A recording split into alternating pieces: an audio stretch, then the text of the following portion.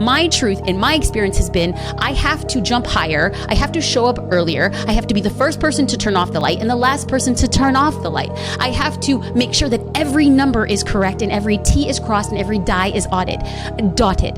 The way that I show up is by being consistent, so consistent that people cannot doubt your capacity to succeed. You have to work harder than the average person. And if you accept those terms, you cannot complain about those terms. I have only known success on the back of consistency. Do I think you could be a success without being consistent? Perhaps, if you have other resources and tools that I was never given. But coming from where I am, my perspective has only been consistency, and the discipline has been everything that I have ever gotten on the back of doing it again and again and again. It is what I teach, it is what I preach, it is what I believe. Play it out. What if you just never do anything?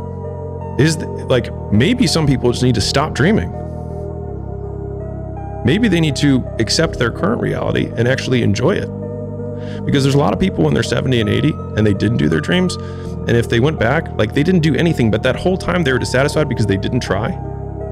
But what if they were just like, I have a good life.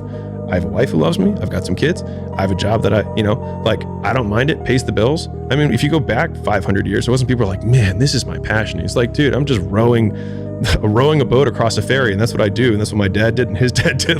This is how we eat.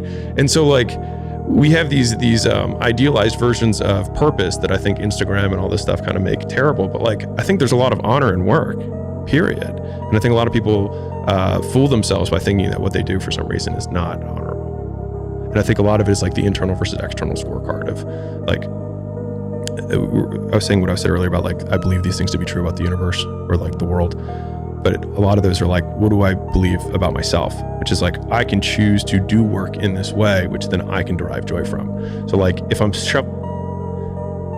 I can choose to be I will be the best shoveler because I believe that I will figure out how to do this more efficiently, and I will get better, and I'll have calluses on my hands, and I'll have a better back and whatever. But I will do this well. And I think you can find joy in work if you decide to do it.